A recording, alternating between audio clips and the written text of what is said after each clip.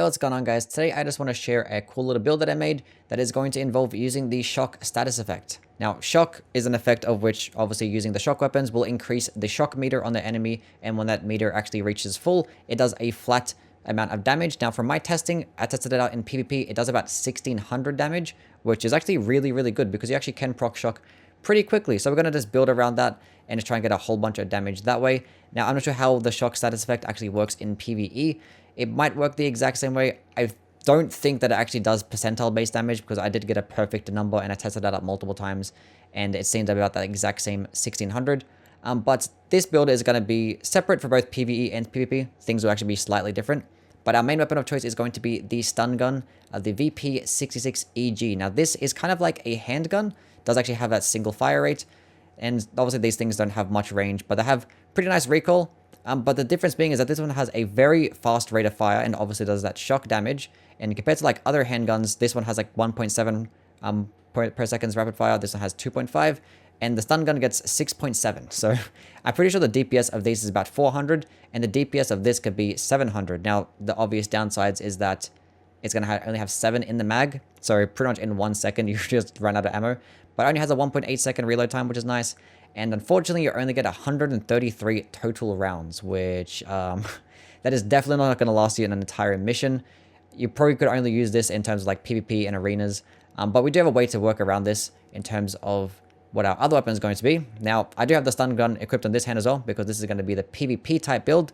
Because obviously, as I was saying, with that 133 total rounds, that's not going to last an entire mission. But in PvP, it's going to be perfectly fine.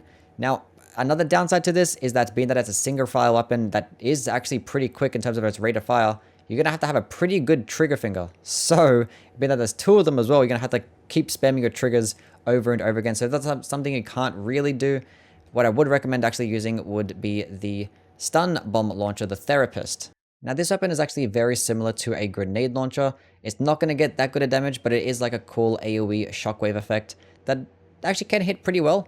But it's just going to do a little bit of shock build-up, which is obviously going to be the main reason as to why we're going to be using it. But it does about like a quarter to a third of somebody's shock meter, where an entire magazine of the stun gun ended up doing about 3/4. So it's just obviously going to be the better option in terms of proccing shock and probably just doing more damage. But if you didn't want to actually keep spamming your trigger over and over again, and if you just wanted more ammo to begin with, then a Therapist can be better. But in terms of missions, I would much rather have the stun baton, because obviously it's a melee based weapon, you're not going to run out of ammo, and you get some nice damage and good direct hit adjustment, and it's a pretty cool combo as well. Obviously you have that single attack, you do get that cool combo attack that does hit a whole bunch. Now, the reason I'm not going to use this in PvP is because it's very bad range, and with how like the lag works, it doesn't really work out very well, and you get stuck in a longer animation as well. But the charge attack is actually pretty cool though. So if you're doing missions, I do recommend using the stun baton. As for our shoulder weapons, it's going to be the stun needle launcher VE60SNA. It's going to be like your only shock-based shoulder weapon, and conveniently, it's like the best weapon in the entire game. So might as well throw in 2 of those bad boys because it does ridiculous damage, insane direct hit adjustment, it's really quick, and the shock build-up is actually pretty nice as well.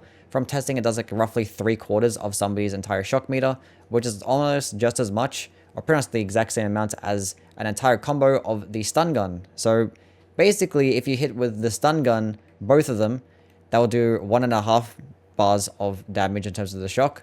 And then you hit with these 2, will do another 1.5. So basically, you can do 3 entire full bars of shock, which means you're doing about 4,800 damage just from shock alone, which is just ridiculous. That doesn't even include the attack damage you get from the weapons themselves. If you actually include that, you're probably doing double that damage.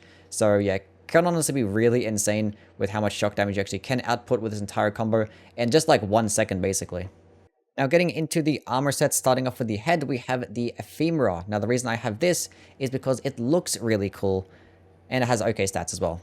The best helmet in the game is going to be the Veril in terms of its stats, because everything that's important, your defenses and your attitude stability is actually going to be pretty high, but it looks like absolute dog shit, so I don't really care to use it. So I'm going to go with this one instead, because it makes it look like a cool Triceratops. I like that. As for our core, we're going to have the Mind Alphas, because they actually have pretty balanced stats, and every single one of these specs right here is actually very important. So having a nice balanced core is going to be pretty cool, and it doesn't look too bad as well. As for the arms, Mind Alpha, for pretty much the exact same reason. All these parts are pretty important. And for this build particularly, we don't really need much arm load limit. And If we're using this in PvP, we don't need that melee specialization. If you're going to use this in missions, this build, I would recommend going with the Beishos because they have maxed out melee specialization, which means you're just going to be doing way more damage with your stun baton. As for the legs, I went with the Howls because they look really cool. Honestly, when you're using bipedals, it does not even matter. All of them kind of feel the exact same. You will notice some differences in like load limit and jump distance, which I guess is like their only difference. But having a booster with like a good upward thrust is just going to be like probably better than any type of like bipedals that can jump high. It depends on your playstyle, but I just prefer to have like a better thrust. But your boosters is going to be like the main difference of what actually makes all these legs just feel different in general. But speaking of the booster itself, I went with the Fuegel because it's just nice and balanced, and I actually do like to have my quick boost. I just like to spam quick boost a whole bunch. If you're a person that does like to just have to float in the air and not really boost as much and want to like jump up high, recommend going with the Gridwalkers because I have some nice upward thrust and some nice thrust in themselves. Actually, one thing I completely forgot to mention is that if you're going through the missions with the stun baton, definitely use the Kikaku booster as it has that maxed out attack melee thrust, and it will just lunge you so far when you're trying to do a melee attack, and obviously it will consume a lot less energy as well, so definitely use this booster when going with the missions. As for the FCS, we went with a cool close range and medium range based one, because obviously that's where we're going to be. And as our generator, we're going to have the VP20C. Now, it doesn't have that good of stats, but the reason we have it is because we need that energy output, because unfortunately the stun needle launcher is very expensive in terms of its energy. Now, what I would like to use is the Sun Tide because it has all high stats in terms of the stuff that we actually need and the important shit like capacity, recharge rate, and supply recovery. They're pretty much like the important ones because not going to really using our energy firearms at all. We don't have any. So I would love to use this, but unfortunately it's going to lower our energy load. So to compensate, if you didn't really care to use 2 stun needle launchers, you probably could use the Songbirds. Now, this will actually obviously lower it and actually give you more impact as well because this build doesn't really have much impact. Pretty much all your impact is going to be coming off the stun needle launcher, which still does a decent amount. But if you just wanted a little bit more and actually have a better generator, then this could actually be the play. As for the expansion, for PvP, you could probably just use like Pulse Meter or Pulse Armor, excuse me. But we could also use Assault Armor because as I was saying, you don't really have much impact with this build. So if you actually did use this, you get 2k impact right off the bat, which is actually really nice. So you actually could use that alongside your build if you were lacking a little bit of impact. If you're noticing you weren't having enough, then Assault Armor could actually be the play there. Okay, so we're just going to test out our build on this S1 Arena dude. So basically how we're going to be playing is just spamming our handgun the entire time. And as you see, we just get the shock proc. And when they get the shock, get the stagger, then we hit them up with the follow-up needle. And we just pretty much, yeah, just a GG at that point. That's all you got to do is just spam your guns. And then while they're reloading, you shoot your needle. And now what I did there, I actually just used both needles at once. You actually want to alternate, use one and then use the other one. The benefit of using both at the same time is that you don't have to worry about the animation all over again. So when you actually do have the direct hit available to you, then do it at both at once. But if you don't have the direct hit, just use one at a time because you actually don't want to miss both and you have to wait for both of them to reload. You know, there's benefits to just having it be one at a time. But yeah, basically the entire build is just spamming your guns, wait till you get the shock, it will stagger them, and you get a free hit with the needle launcher. As for PvE, basically what you want to do is kind of the same thing. Once you run out of ammo with your gun, you probably just want to use your stun baton to get a bunch of hits that way, and probably get a use your stun button to get a bunch of kills against lower enemies so you don't actually waste any of your ammo. But it's basically how the build works in its entirety. It's just getting a bunch of shock and it's doing a bunch of damage. It's really good. But yeah, that pretty much concludes it for this one. The rest of the video is be some more gameplay for both PvE and PvP. As always, please do like and subscribe and let me know down in the comment section what type of video or build you actually like to see next. I do have some more lined up anyway. But yeah, see you next one, guys. Bye.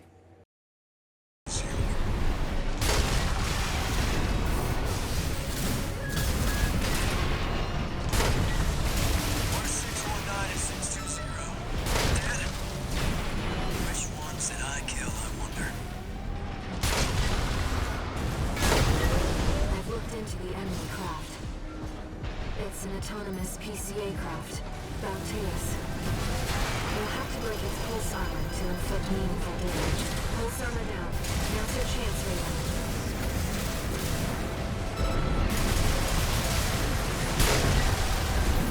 I've taken your comms.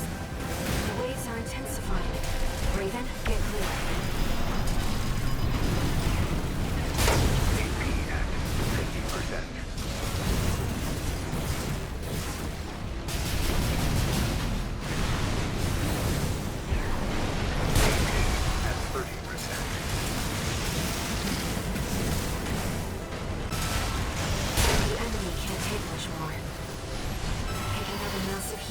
structure. Evasive action, Raven.